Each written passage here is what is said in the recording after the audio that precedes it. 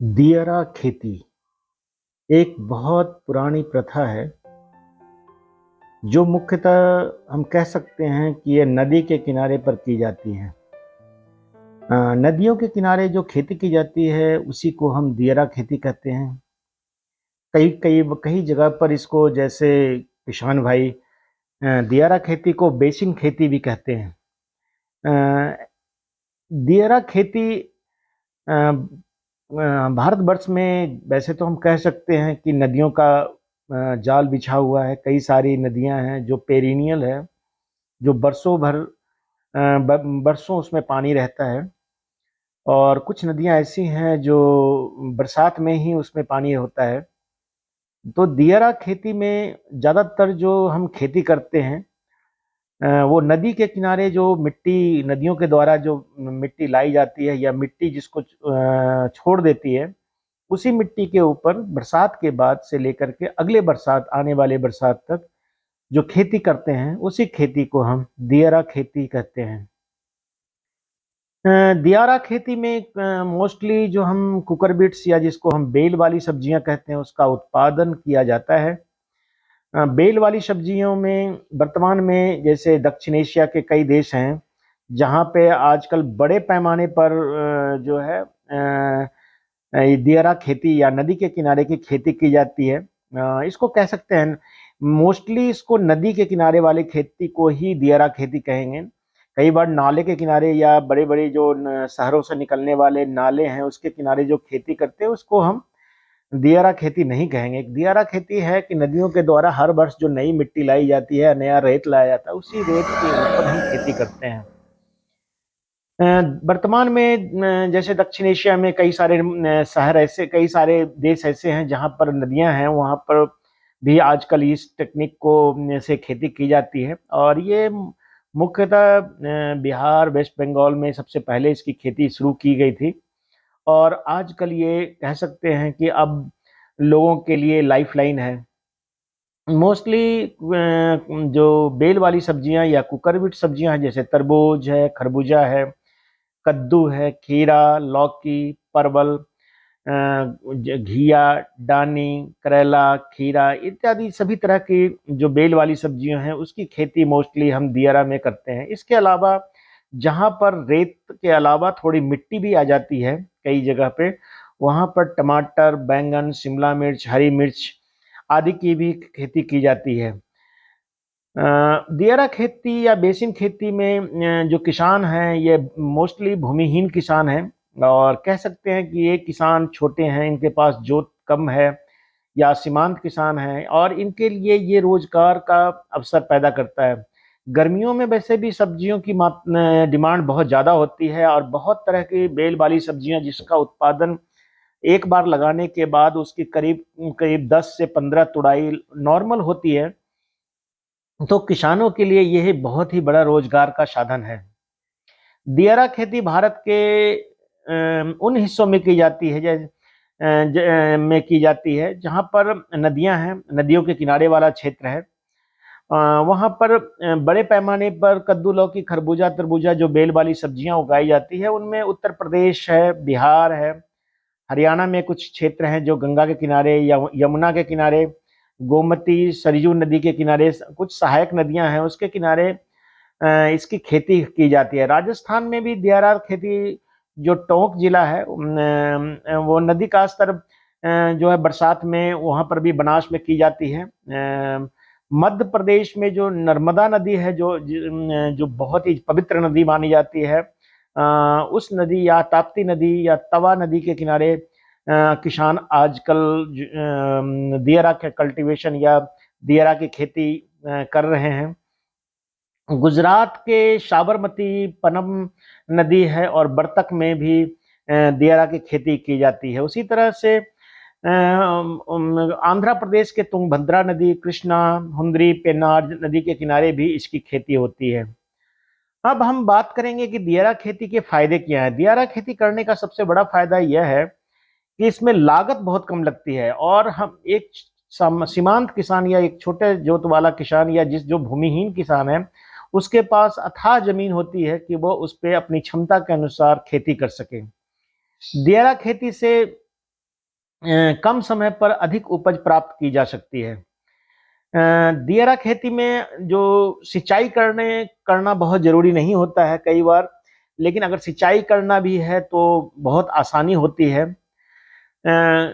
इसलिए हम कह सकते हैं कि जो मिट्टी नदियों के द्वारा लाई जाती है प्रति वर्ष बरसात में खास करके, और उसको वहां पर जहां पर पानी की धारा या पानी का जो करंट है वो कम हो जाता है, वहां पर मिट्टी को छोड़ देती है।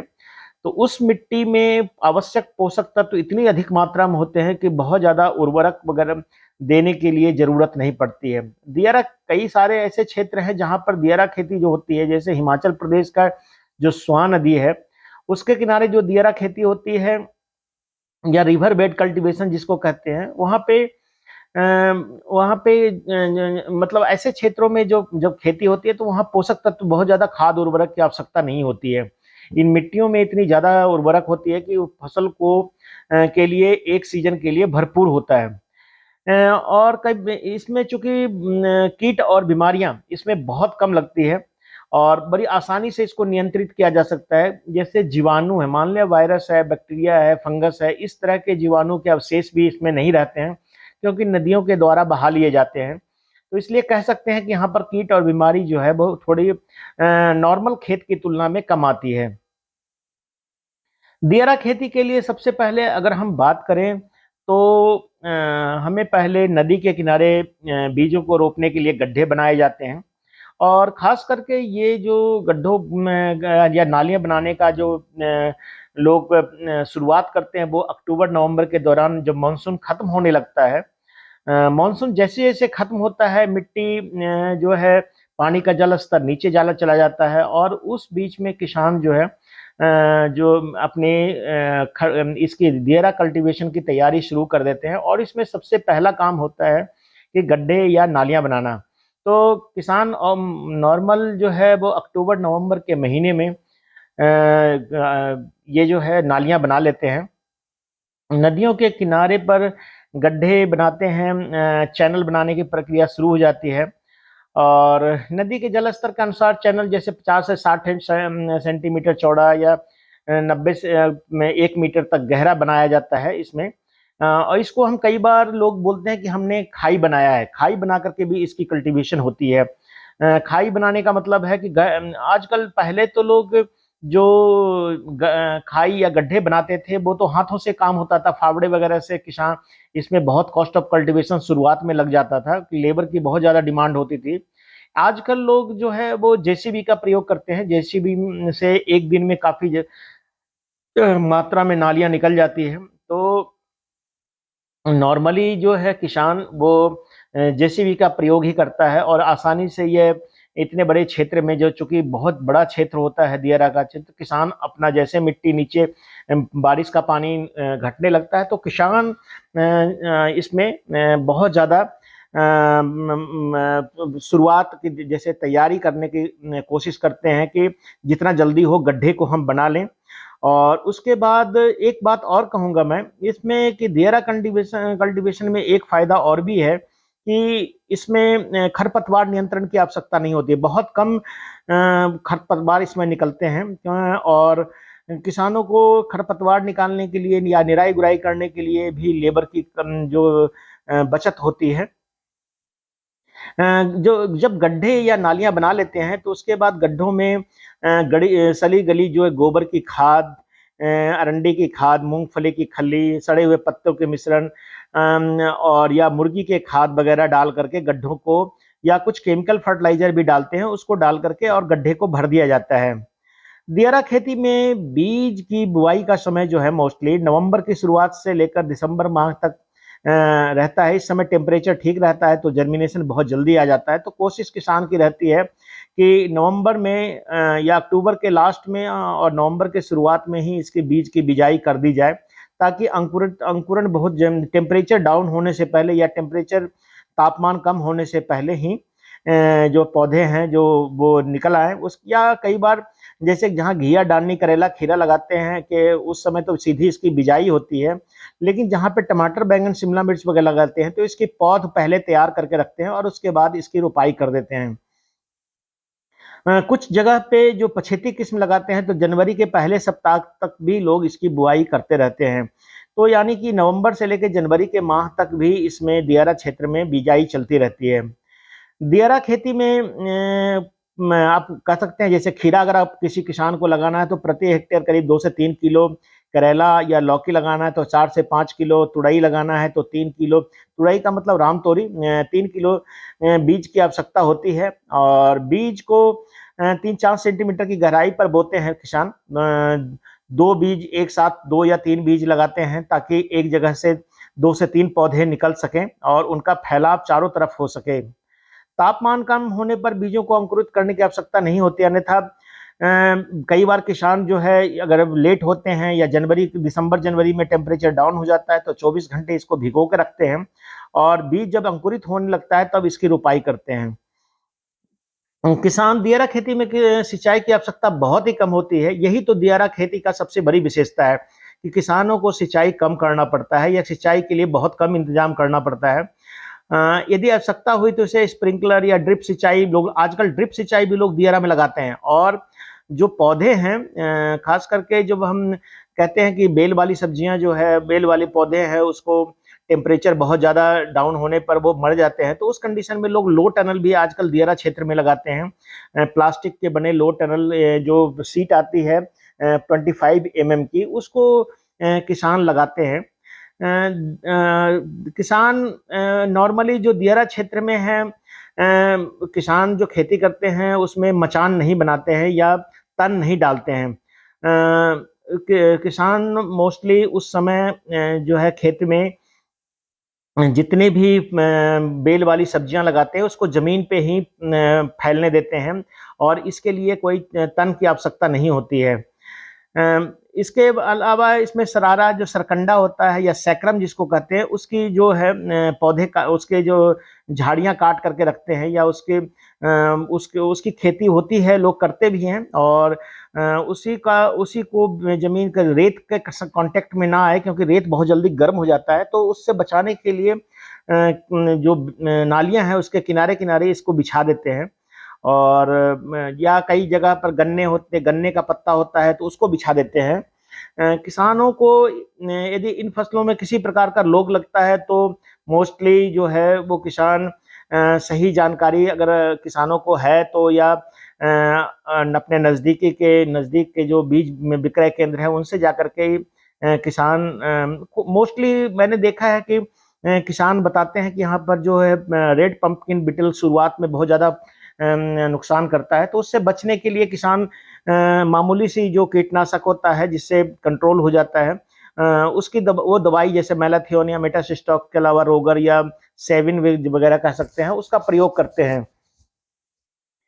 जो जो बेल वाली सब्जियां हैं औसतन 50 से 55 या 60 दिनों के बाद जो है उसमें फल आने शुरू हो जाते हैं और 60-65 दिन के बाद तुड़ाई शुरू हो जाती है। यानी मार्च के महीने से किसान जो है फल तोड़ना शुरू कर देते हैं और ये जो है फसल करीब 3 महीने तक, 2.5 से 3 या 3.5-4 महीने तक, जब तक की बारिश नहीं आती है तब तक इसकी फल की तुड़ाई चलती रहती है।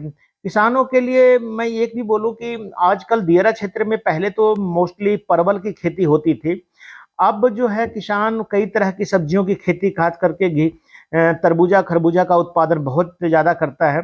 और जो सब्जियों की डिमांड ज़्यादा रहती है उसको लोग लगाने की कोशिश करते हैं। जैसे हम अगर तरबूजा को कहें तो नवंबर दिसंबर में इसकी बुआई करते हैं। और इसके अलावा जो उसके अलावा जैसे कह सकते हैं खरबूजा वगैरह है, तरबूजा को, और इसकी कटाई जो होती है या तुड़ाई कह सकते हैं, मार्च से लेकर के जुलाई अगस्त तक चलता है। 250-150 से 200 क्विंटल या 250 क्विंटल प्रति हेक्टेयर तक उत्पादन हो जाता है। उसके अलावा खरबूजा लगाते हैं, वो भी नवंबर दिसंबर में लगाते हैं। कद्दू जो है जिसको हम जो जनवरी फरवरी में लगाते हैं और मार्च से जून महीने तक इसकी तुड़ाई चलती है। और बहुत अधिक पैदावार देती है। लौकी भी नवंबर दिसंबर में लगा देते हैं किसान, और मार्च से लेकर के जुलाई अगस्त तक इसकी तुड़ाई चलती है। करेला बहुत ही ज़्यादा पैसे देने वाला फसल है, तो इसकी रोपाई थोड़ा लेट करते हैं, फरवरी मार्च में करते हैं, और मई जून तक इसकी फसल चलती है। मई से लेकर जुलाई तक इसकी तुड़ाई चलती है। परवल की खेती भी सबसे पहले जो किसान लगाता है वो परवल लगाता है नवंबर दिसंबर में, उसकी बेलें लगती है, और इसकी भी तुड़ाई करीब करीब मार्च से लेकर के जुलाई तक चलता है, और 400 से 500 क्विंटल प्रति हेक्टेयर तक इसका उत्पादन होता है। इसके अलावा जो रामतोरी है या चिकनी तुड़ाई जिसको बोलते हैं, वो अप्रैल में लगाते हैं, और जून जुलाई तक इसकी खेती होती है, तुड़ाई चलती है। उसी तरह से घिया और खीरा जो है ये भी जनवरी फरवरी में लगती है, और मार्च से लेकर जून तक इसकी तुड़ाई होती है। तो किसान भाइयों, मैं आपको बता रहा था कि किसान आजकल जो भी सब्जी लगाता है, खास करके दियारा क्षेत्र में चलने जितनी भी फसलों की खेती होती है, उसका विपणन बहुत ही आवश्यक है। उसकी लगातार तुड़ाई, चूंकि क्षेत्र बहुत बड़ा होता है, किसानों के पास एक एक किसान जो है 3-3, 4-4, 5-5 हेक्टेयर तक अपनी क्षमता के अनुसार, अपने मैन पावर के अनुसार खेती करता है। तो किसानों के लिए ये बहुत बड़ा वरदान है, और किसान इसमें जो मार्च के महीने से लेकर के जुलाई के महीने तक लगातार इसके, ऐसे तो कह सकते हैं कि जनवरी से लेकर के जुलाई तक किसान इसमें इन्वॉल्व होता है। रोज ही इसमें कुछ ना कुछ कार्य करने पड़ते हैं, और किसानों को ये भी लगता रहता है कि जो हम खेती कर रहे हैं उसमें मतलब फल के तुड़ाई समय पे हो। अगर थोड़ा भी एक दिन भी अगर बीच में गैप पड़ जाता है तो ये किसानों के लिए नुकसानदेह होता है कि फल जो है वो मार्केट में मार्केटेबल नहीं रहता है। दियारा क्षेत्र हम कहें तो हमारे जो बिहार में, जैसा कि आप देख रहे हैं कि बिहार में महिलाओं के लिए इसमें बहुत सारा काम है। खास करके मैंने आपको बोला कि फल की तुड़ाई बहुत ज़रूरी है। फल की तुड़ाई अगर किसान नहीं कर पाता है समय से, तो महिलाओं का इन्वॉल्वमेंट इसमें ज़्यादा है, लेबर इंटेंसिव ये क्रॉप हो जाता है। तुड़ाई के समय सबसे ज़्यादा लेबर की आवश्यकता होती है, क्योंकि फलों को ढूंढना पड़ता है, ढूंढ करके उसके बाद उसकी तुड़ाई होती है। तो एक तरफ से ये जो है तुड़ाई शुरू करते हैं, और ये कंटिन्यूअस इसकी तुड़ाई दिन में 3 से 4-5 घंटे तक चलता है। सुबह 5 बजे महिलाएं आ जाती है, और 8 बजे तक इसकी तुड़ाई होती है, और नॉर्मली 8 या उसके बाद ये उसको मार्केट में जो इसका मालिक होता है वो उसको सब्जी मंडी में भेजता है, और सब्जी मंडी में भेजने के बाद ये किसान जो है दोपहर के बाद, यानी कि 4 बजे 3 बजे के बाद आकर के फिर से तुड़ाई करते हैं, क्योंकि गर्म मौसम होता है इस समय। तो ये थोड़ा ध्यान रखना पड़ता है दियारा क्षेत्र में।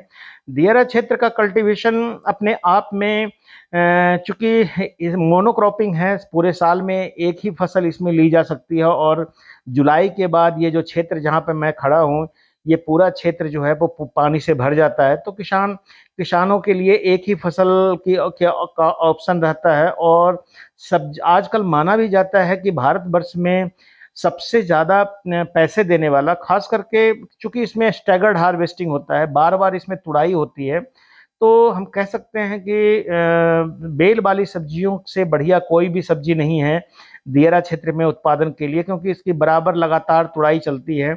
अगर बीच में बारिश हो जाए, इसमें ये भी माना जाता है कि पूर्वा हवा और पछिया हवा, जो हवा पूरब से चलती है, जो हवा पश्चिम से चलती है, उसका फलन पे बहुत इफेक्ट पड़ता है।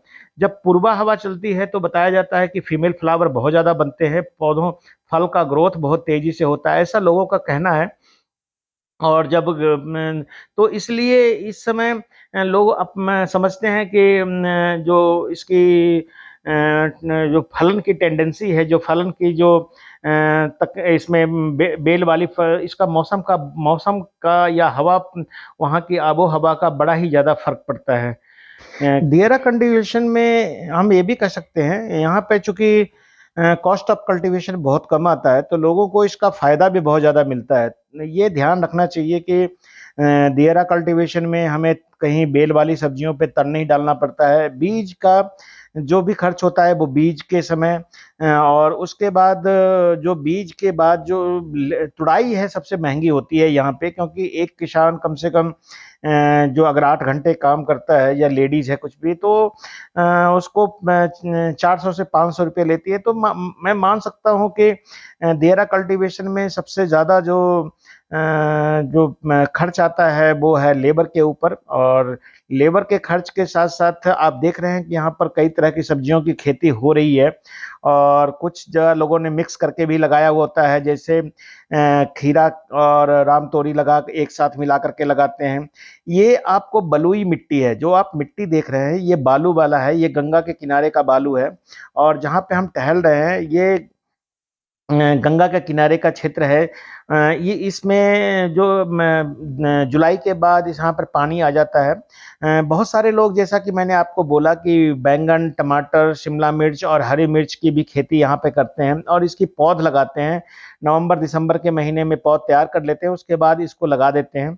यहाँ पर चूंकि पाला भी गिरता है इसलिए उसकी देखभाल बहुत ज़रूरी होती है और किसानों के लिए ये माना जाता है। जैसे यहाँ पे इन्होंने बैंगन है, बैंगन की कल्टीवेशन इन्होंने की हुई है, तो बैंगन की तुड़ाई यहाँ पर लगातार चलती रहती है। बैंगन में किसी तरह की ये बहुत ज़्यादा रोग की समस्या नहीं आती है। किसान भाइयों यहाँ पर देख सकते हैं कि बैंगन की तुड़ाई भी चल रही है और किसानों को खास करके ये जो बैंगन है, कई बार मैंने जब इनसे बात करने की कोशिश की तो इन्होंने बताया कि बैंगन का रेट यहाँ पे बहुत कम मिलता है।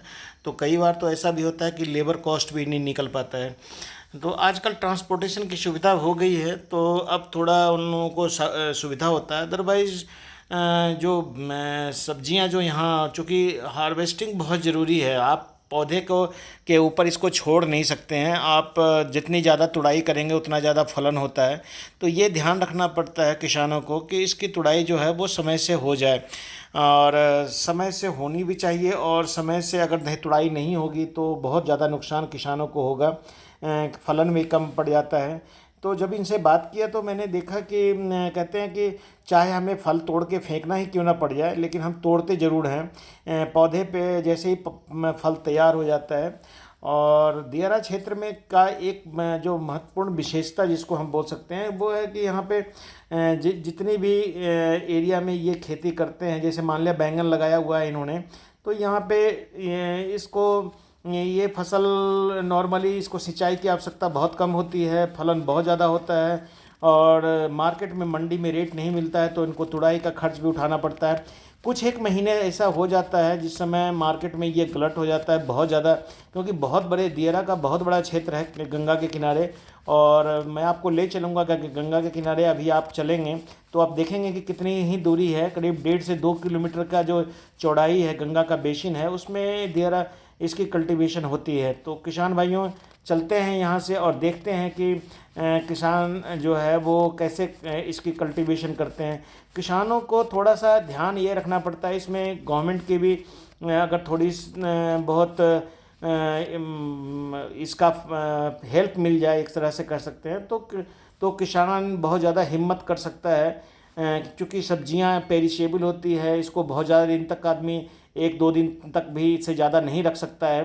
तो अल्टीमेटली इसको तोड़ करके खेत में मार्केट में पहुंचाना बहुत ज़रूरी है।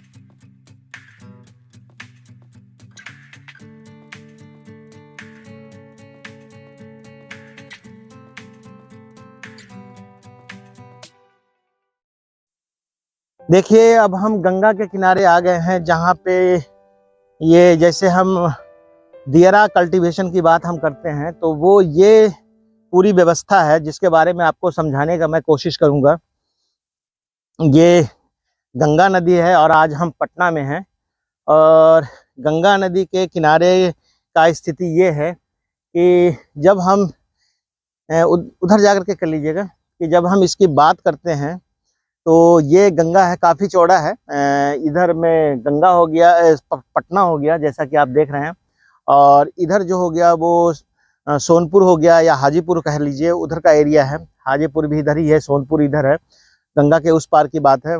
और ये जो नदी है ये अपने आप में पूरे साल इसमें पानी तो गंगा में रहता ही है।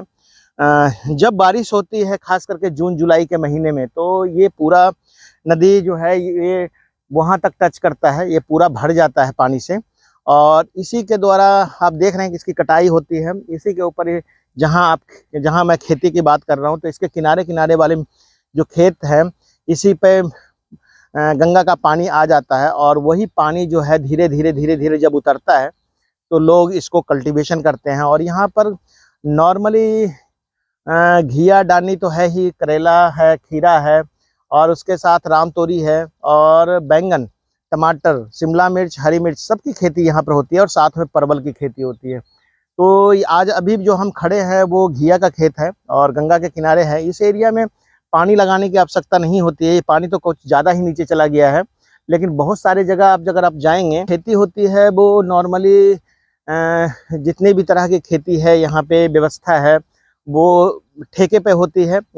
लोगों के खेत हैं यहाँ पे, और वो खेत अपने किराए पे देते हैं। जो यहाँ के किसान हैं वो उस पे अपनी फसल लगाते हैं। नॉर्मली यहाँ के किसान जो हैं वो वही खेत लगाते हैं, वही खेती करते हैं। जैसा कि उनको पता है कि यहाँ पे हमारे को कौन सी फसल की ज़्यादा डिमांड रहती है। यहाँ पर जो व्यावसायिक खेती है वो सब्जियों की होती है। और सब्जी में जो सीजनल वेजिटेबल्स हैं, सब्जियां हैं, उसकी होती है। बहुत सारे लोगों को इसमें रोज़गार भी मिलता है, खास करके जो इसमें इंटरकल्चर ऑपरेशन करते हैं या गुड़ाई निराई वगैरह करते हैं। तो वो यहाँ पे लोग किसान, उसमें बहुत सारे लोगों को यहाँ नौकरी भी मिल जाता है। और रोक दो। और बहुत सारे लोगों को यहाँ पर नौकरी भी मिलता है। उधर मुँह करके चलो। और यहाँ पे स्वरोजगार का एक बहुत बढ़िया साधन है यहाँ पे एग्रीकल्चर। ये बहुत पुरानी व्यवस्था है, बहुत पुराने समय से इसकी खेती की जा रही है। और जो किसान यहाँ थोड़ा कम पढ़े लिखे हैं, और वो है कि उससे क्या होता है कि यहाँ पर जो लोगों को रोज़गार जो दवाई है, बीज है वगैरह है, वो सीधी जानकारी लोगों को नहीं मिल पाती है। वो किसान अधिकतर जो है यहाँ पे दुकानदारों से ही पूछ करके अपना दवाई और बीज का इंतज़ाम करते हैं। जैसी बीमारी आ गई, नॉर्मली यहाँ पर फ्रूट फ्लाई, मैंने देखा है कि फ्रूट फ्लाई की समस्या है, माइट वगैरह की समस्या है। और यहाँ पे लोगों को खेती करने का, जैसे आप देख रहे हैं कि यह जो बेल वाली जितनी भी सब्जियां आप देख रहे हैं यहाँ पर किसी में भी वो तन नहीं डालते हैं, सहारा नहीं देते हैं इसमें कोई। और नॉर्मली ये नवंबर दिसंबर की लगाई हुई सब्जी है। और इसके बाद अभी जो जनवरी से फलना स्टार्ट, यहाँ गर्मी थोड़ा जल्दी आ जाती है तो फलना स्टार्ट हो गया है। उसके बाद अब अभी मार्च का महीना है, तो करीब मार्च, अप्रैल, मई, जून तक ये सब्जियां चलेगी। पूरा खेत जो है वो भर जाएगा। और गर्मी, जो ये रेतीली ज़मीन है, तो रेतीली ज़मीन में जो गर्मी होती है उसके कारण से इसमें फीमेल फ्लावर भी ज़्यादा लगते हैं और फ्रूटिंग बहुत होती है। खास करके वो बीमारी, वो कीड़ा जो यहाँ ज़्यादा लगता है, जो कीड़ा जिसको हम रेड पंपकिन बीटल कहते हैं। और फ्रूट फ्लाई का ज़्यादा अटैक नहीं देखा है, बहुत ज़्यादा नहीं है, कहीं पर आपको दिखेगा। और बहुत सारे लोग हैं जो अपने अपने खेतों में यहाँ पे काम करते रहते हैं। और जैसे लोगों का काम करने का तरीका भी है, मॉर्निंग आवर में, जल्दी मॉर्निंग आवर में आ जाते हैं ये। और सभी तरह की क्योंकि मंडी यहाँ पर पास में ही है और लोग वहाँ जाते हैं अपने सब्जियों को बेचने के लिए। किसानों को भी अच्छा रेट मिल जाता है, क्योंकि नॉर्मली ये जो सब्जियां हैं वो ज़्यादा उत्पादन भी देते हैं। मिर्च तोड़ रहे हैं दोस्त। तो ये मिर्च, अच्छा, फ्रांसबीन भी है इसमें लगाया हुआ है आपने ना, मिक्स करके लगाया हुआ है ना, बैंगन के मिर्च के साथ फ्रांसबीन लगाया हुआ है आपने। ओके, फ्रांसबीन भी यहाँ पे लगा हुआ है, मिर्च भी लगाया हुआ है इन्होंने। और यहाँ परवल की खेती इस बार में नहीं है दोस्त।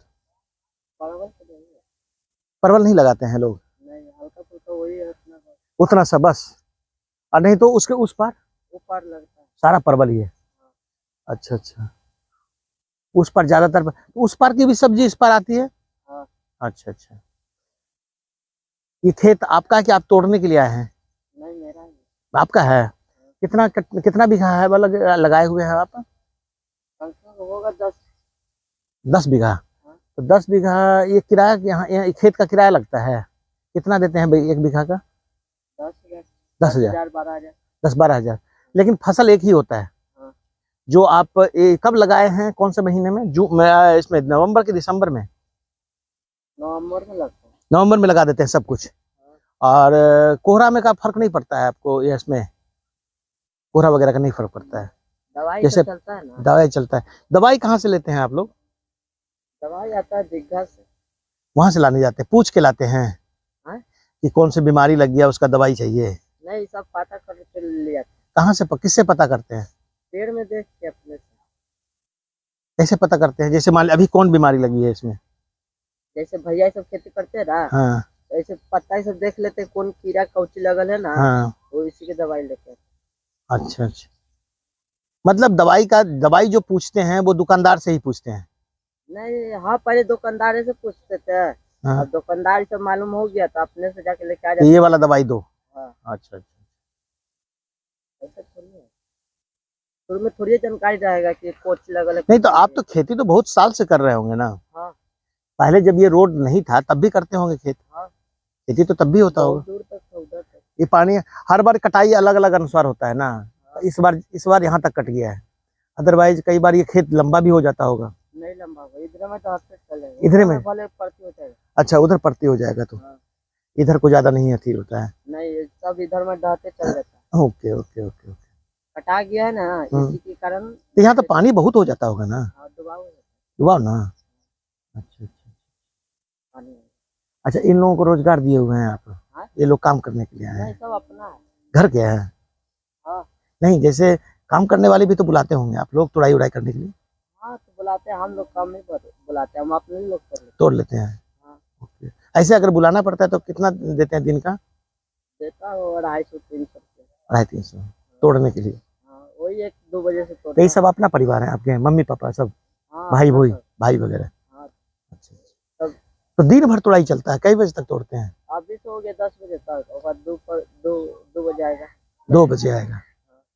अच्छा, फिर तोड़ने के लिए 10 बजे से छुट्टी। सुबह कितने बजे से लगे थे? सुबह 6 बजे से 5 बजे से छुट्टी स्टार्ट होती 5 बजे से भी? है। हाँ, अच्छा, 6 7 8 9 10 बजे तक?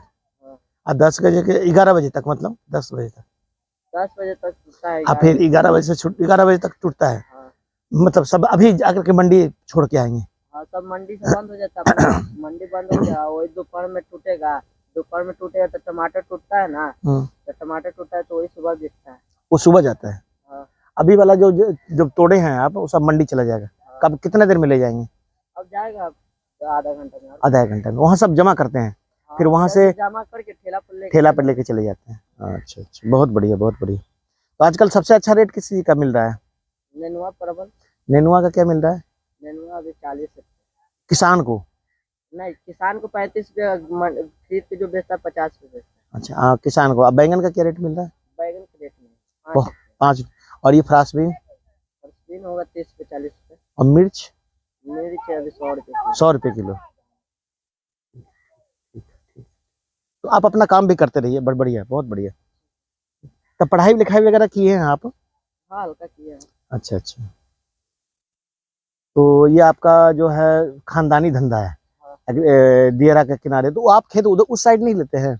उस साइड में बहुत दिक्कत होता है आने जाने में? आने जाने में नहीं, जैसे वो पट्टी में पानी की दिक्कत होता है इसलिए नहीं। नहीं, जैसे परवल वगैरह? बालू है। परवल में ज्यादा फायदा है ना? हाँ, परवल पट्टी बहुत है। तो परवल में तो ज्यादा फायदा है ना? हाँ। इसमें पानी लगाते हैं कि नहीं लगाते हैं? पानी लगता है। कब लगाए हैं इसको पानी?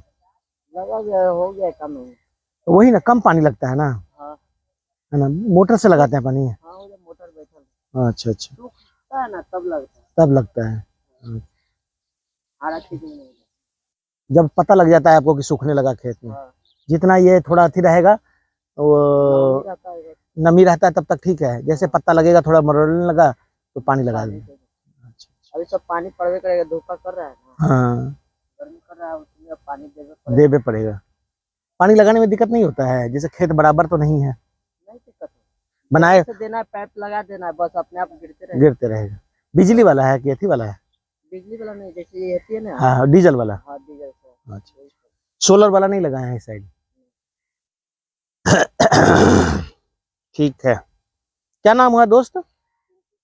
चिंटू कुमार। देखिए यहाँ पर किसान भाइयों, जैसे मैं आपको बता रहा था कि यहाँ पे मिर्च की भी, फ्रांसबीन है, बैंगन है, रामतोरी है, घिया है, सब कुछ की खेती यहाँ पर हो रही है। और नज़दीक का ही सब्जी मंडी यहाँ पर बगल में बना हुआ है जहाँ पे ये लोग बेचते हैं। और जो नॉर्मली है, जो अब किसान कहता है कि अब हमें जानकारी हो चुकी है कि हमें कौन सी बीमारी है, कौन सी दवा डालनी है, इसलिए ज़्यादा समस्या नहीं आती है। एक्सपीरियंस से भी लोग सीख जाते हैं। तो अब सीधे दुकानदारों को ये नहीं बोलते हैं कि जा करके कि हमको क्या चाहिए नहीं चाहिए, वो सीधे कहते हैं कि हमें ये दवाई दो और स्प्रे करेंगे। तो अच्छी बात है, लोगों में जानकारी भी, जागरूकता भी है। और ये चीज़ें जो है, ये दियरा क्षेत्र में आप जहाँ तक जाएंगे कई किलोमीटर तक इसकी कल्टीवेशन होती है। बहुत ही मेहनत वाला काम है। कंटिन्यू इसमें ये है कि स्टैगर्ड हार्वेस्टिंग होता है, बार बार तुड़ाई होती है, तो लोगों को इनकम भी ज़्यादा होता है कंटिन्यूअस इसमें एक रोज़गार के रूप में। लेकिन बाकी के 6 महीने, करीब करीब 5 महीने इनको कोई काम नहीं होता। उस समय तो कोई काम नहीं होता है ना, जो आप बरसात के बाद, है ना, बरसात से काम खाए थोड़े। उस समय क्या करते हैं आप लोग? घरे पर रहते हैं। हाँ। तो पूरे साल में इनको एक फसल लेते हैं, सिंगल फसल है, मोनोक्रॉपिंग है, एक ही फसल लेते हैं जो भी खेत में है, दोबारा क्रॉप नहीं लेते हैं। और ये आपका जून तक चलेगा, करीब जून जुलाई तक, जब तक कि बारिश का पानी इस पर चढ़ नहीं जाएगा। और खेत जो है वो अंडुलेटिंग है, थोड़ा ऊबड़ खाबड़ है। तो पानी का, सिंचाई की व्यवस्था भी यहाँ पर करना पड़ता है, क्योंकि खेत जमुना गंगा नदी के जो पानी का सतह है उससे काफ़ी ऊँचा है। लेकिन कल्टीवेशन होती है यह यहाँ पे। तो ये दियरा क्षेत्र के बारे में मैं आपको आज बताने आया था कि दियरा क्षेत्र एक्चुअली रिवर बेड कल्टीवेशन है क्या, रिवर बेड कल्टीवेशन टेक्निक क्या है। यहाँ पर लोगों को रोज़गार मिलता है, लोगों को 200-300 रुपये की दिहाड़ी मिलती है। खास करके हार्वेस्टिंग के लिए ही ज़्यादा लेबर की ज़रूरत पड़ती है, निराई गुराई की आवश्यकता तो बहुत कम होती है। खाद पतवार, घास वगैरह की समस्या कम ही आती है यहाँ पे। तो नॉर्मली तुड़ाई की है या स्प्रे वगैरह की ज़रूरत पड़ती है, या कभी कभी सिंचाई करनी पड़ती है तो उसमें ज़रूरत पड़ती है। तो यही बात मैं आपको दिखाने के लिए यहाँ पे आया था कि दियरा क्षेत्र में अगर आप कल्टीवेशन करना चाहते हैं तो आपको कैसे करना है। गंगा का किनारा है और ये मिट्टियाँ हर इतनी उपजाऊ है कि जिस पे हर समय आप जो है मिट्टी में बहुत ज़्यादा खाद पानी की जब आवश्यकता नहीं होती है। और किसानों को ये देखना चाहिए, इधर से ही चल पड़ते हैं हम लोग, है ना, कि यहाँ पे कर सकते हैं खेती। तो किसान भाइयों, बहुत बहुत हम आप लोग को धन्यवाद करते हैं। और लाइव आपको एक तरह से मैं अपने खेत में विजिट करके जो कल्टीवेशन टेक्निक है उसको बताते हुए मैंने आपको ये वीडियो बनाया है। नॉर्मली बेल वाली सब्जियों में, जितनी भी बेल वाली सब्जियां, उसमें परवल टॉप पे है, जिसकी सबसे ज़्यादा उपज होती है और जिसका प्राइस मार्केट में किसान को सबसे ज़्यादा मिलता है। दूसरे नंबर पे नेनुआ है, जिसको रामतोरी बोलते हैं, स्पॉन्ज गोल्ड। और तीसरे नंबर पर घिया डालनी है। उसके अलावा फ्रांसबीन है, शिमला मिर्च है, बाकी तो बैंगन वगैरह है। सबसे कम रेट बैंगन का रहता है, क्योंकि बैंगन में फ्रूटिंग बहुत ज़्यादा होती है। तो नॉर्मली यही लगाते हैं। और यहाँ पर ज़्यादातर जो लंबे वाले बैंगन ज़्यादा लोग पसंद करते हैं यहाँ पे तो खेती करने के लिए। तो किसान भाइयों, यही बात आपको मैंने बताना था। चलिए देखते हैं क्या करते हैं लोग। यहाँ पर मैं आपको दिखाने की कोशिश कर रहा हूँ कि यहाँ पे देखिए नीचे ये परवल की बेल है, ये परवल का है और ये परवल का फ्लावर है।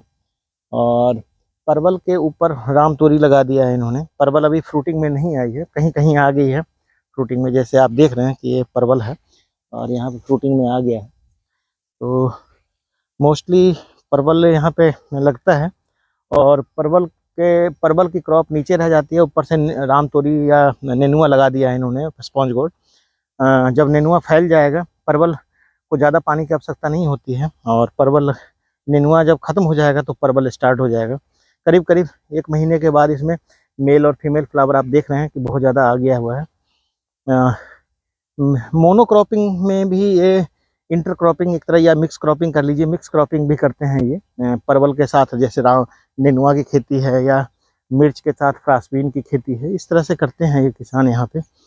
बैंगन आप देख रहे हैं कि अभी मैं चल रहा हूँ कि मोस्टली इस एरिया में जो आपको है कि किसानों को मैं ये बताने की कोशिश कर रहा हूँ कि यहाँ पे इसकी परवल की खेती भी बहुत ज़्यादा होती है। इसमें परवल भी लगाए हैं आप, है ना? तो ये परवल कब निकलेगा? ये तो ऊपर रामतोरी तो नेनुआ तो कवर कर लिया इसको। बस 1 महीना बाद निकलेगा। नहीं तो नेनुआ अगर को हटा देंगे, वो पे सूख जाता है। ये नेनुआ आपका जून तक नहीं चलेगा? नहीं, ये अलग नेनुआ है। ये दूसरा नेनुआ दूसरे तरह का है। अच्छा, ये जल्दी खत्म हो जाएगा? ये ठंडे में पड़ता है। ये ठंडा वाला है। तो आप लोग का नेनुआ अपने आप खत्म हो जाएगा, परवल चल पड़ेगा। जी। ये पूरे में परवल भी लगा, पूरे में लगाए हुए। इसका जो परवल का लगाते हैं आप लोग, ये इसका वो पौधा रखते हैं ना, डंठल लगता है, लत्ती रखते हैं, तो लत्ती उसी समय उखाड़ के रख लेते हैं साल भर के लिए? नहीं, बंगाल से आता है।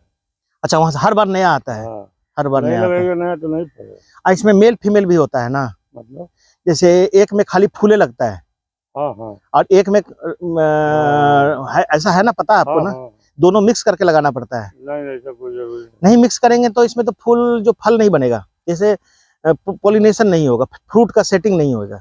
वो तो है ही, लेकिन जैसे कहने का मतलब कि जब वो देता है तो मिक्स करके ही देता है। मिक्स करके एक आध गो देता है वो। हाँ, एक आध गो रहता है, 100 गो में 10 गो मानते हैं, 100 में 10 गो। आप लोग को बताता होगा, ये जानकारी तो आपको होनी चाहिए। मैं एग्रीकल्चर में ही हूँ, साइंटिस्ट हूँ, डॉक्टर सिन्हा। तो मैं थोड़ा सा जानकारी लेने के लिए दियारा क्षेत्र में जो कल्टीवेशन होता है उसी के लिए आया था। अभी सब्जी लाने जा रहे हैं, तुड़ाई कर लिए हैं? ये बैंगन वगैरह आप ही लोग का खेत है? ये भैया लोग का है, आपका? हमारा वहाँ। अच्छा, कद्दू वगैरह तोड़ रहे हैं। कद्दू का रेट ठीक है? कद्दू का रेट ठीक है अभी सबसे अच्छा परवल का रेट है, उसके बाद नेनुआ का है, उसके बाद कद्दू का है, उसके बाद खीरा करेला नहीं लगाया है? इधर नहीं लगता है? करेला लगता है, खीरा नहीं। अच्छा, करेला लगता है। करेला का क्रॉप नहीं देखा मैंने। बैंगन सबसे कम है? करेला कम लगता है कि करेला का उतना बिक्री नहीं रहता है। नहीं रहता, मतलब कोई 250 ग्राम लिया, 100 ग्राम ले तीता होता है। अच्छा। मैं इसको YouTube पे डालूंगा। आपके पास मोबाइल है? जी। तो मोबाइल में मेरा नंबर लिख लीजिएगा। मैं एग्रीकल्चर में ही हूँ। जैसे आप लोग दवाई ववाई छिड़कते हैं, क्या छिड़कते हैं, नहीं छिड़कते हैं, कैसे दवाई कैसे लाते हैं आप? बाजार से सीधा जाके पूछ लेते हैं कि ये दवाई दे दो? दवाई का नाम तो आप नहीं जानते होंगे? जानते हैं? वही मांगते हैं जो दवाई आपको चाहिए, या वही बोलता है कि नहीं ये ले जाके स्प्रे करो? अगर ज्यादा हो गया हम लोग, अगर सपोज हमको लाल, सुनिए, अगर लाल वाली भुंडी हो जाए, जिसको हम बोलते हैं लाल वाला जो उड़ता नहीं रहता कीड़ा, बस 1 सेकंड खाली, वो लाल वाला जो कीड़ा उड़ता रहता है, अभी देखिएगा बहुत ज्यादा, वो जाली बना देता है खेत को, उसके लिए कौन सी दवाई करते हैं आप? ट्रैकर यूज करते हैं? अच्छा, ट्रैकर यूज करते हैं, ठीक है। ओके, ठीक है सर, चलिए, थैंक यू। तो किसान भाइयों, देखा, जैसा कि देखा आपने, हमने अभी चर्चा किया, हमने अभी चर्चा किया कि यहाँ पे एक किसान जा रहे थे और ये सब्जी लेकर के जा रहे हैं। इनके पीछे पीछे चलते हैं, देखते हैं कैसे यहाँ की व्यवस्था है। तो थोड़ा सा वो देखेंगे हम यहाँ पे, और यही जानने की कोशिश करेंगे यहाँ पे कि लोगों को, यहाँ देखिए परवल लगा हुआ है, लोगों ने लगाया है परवल। ये प्योर परवल की खेती है, लोगों ने यहाँ लगा रखा है।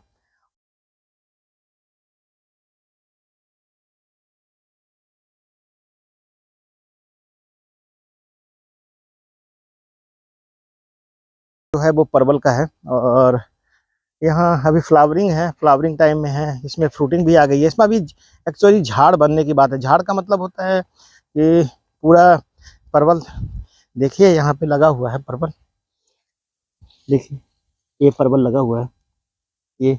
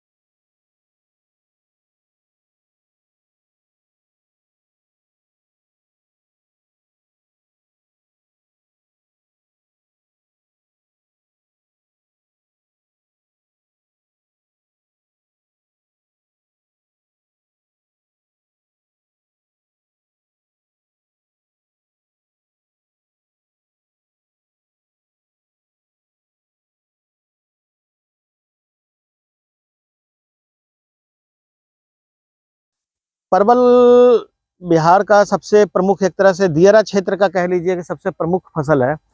परवल के अलावा मेन क्रॉप तो परवल ही है, क्योंकि दियरा इसको सबसे कम पानी की आवश्यकता है। इसमें सिंचाई तो नहीं करते हैं ना, पानी नहीं लगाते हैं, इसको पानी की जरूरत नहीं पड़ती है। और ये फलता भी जब अच्छा तो थोड़ा बहुत गुड़ाई वगैरह, जैसे अभी किसान को ज्यादा काम नहीं है, थोड़ा बहुत बड़ा वाला खास करके बथुआ वगैरह देखना ही ज्यादा हो गया है, उसी को निकालते हैं। अदरवाइज बहुत ज्यादा जरूरत इसमें नहीं पड़ती है। कई जगह तो इसके नीचे खर बिछाते हैं। हाँ, इसके अंदर खर भी बिछाते हैं बहुत जरा, जैसे दियरा के उस पार बिछाते हैं ना, खरबूजा में नहीं, कई जगह परवल में भी देखा है मैंने कि लोग, हाँ बालू वाला में खास करके, तो ये लगाते हैं यहाँ पे। और ये अभी देख रहे हैं कि जैसा, हाँ इसमें ये है कि ये जब ये इसमें फ्रूटिंग हो, जैसे जैसे गर्मी बढ़ेगी वैसे वैसे इसमें फल बढ़ना शुरू हो जाता है। तो मेन क्रॉप तो लेकिन इस एरिया में थोड़ा परवल कम लोगों ने लगाया है, क्योंकि ये लेट से फलता है। उसके पहले और जो फसल है, टमाटर, बैंगन, शिमला मिर्च है और नेनुआ अनुआ, इसकी तुड़ाई चलते रहती है, तो इसको तो लोग तोड़ते रहते हैं। और फ्रूटिंग अभी चली हुई है, इसमें सब में आ गया है फल, फूल भी है, फल भी है, सब में इसमें आया हुआ है।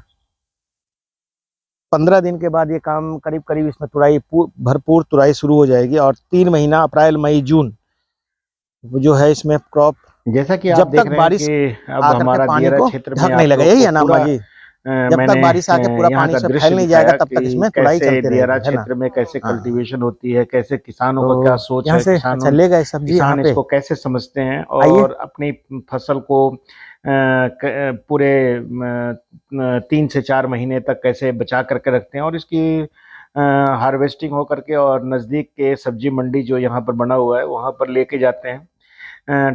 मंडी ले जाने का तरीका सेम ही है।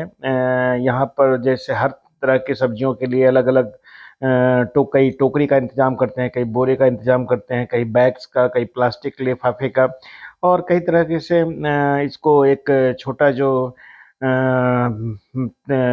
रिक्शा होता है, ठेला जिसको कह सकते हैं, उसके ऊपर डाल करके इसको सब्जी मंडी ले जाते हैं। तो किसान भाइयों, आज अब दियरा क्षेत्र के बारे में, जो पटना के गंगा किनारे जो रिवर बेड कल्टीवेशन होती है, उसके बारे में हम संपूर्ण जानकारी आपको देने की कोशिश कर रहे थे। और मुझे ऐसा लगा कि दियरा क्षेत्र के बारे में लाइव लोगों ने बहुत कम देखा है। तो मैं करीब 3 से 4 किलोमीटर का सफ़र मैंने तय किया इस दौरान, और आप लोग को दिखाने की कोशिश किया कि एक्चुअली में रिवर बेड कल्टीवेशन होती क्या है और किसानों की क्या सोच है, किसानों को इससे क्या फ़ायदा होता है। तो किसान भाइयों, ये जो खेत है, यहाँ से आपको मैं अलविदा कहता हूँ, और मैं बताता हूँ कि नेक्स्ट वीडियो में इसी तरह का कोई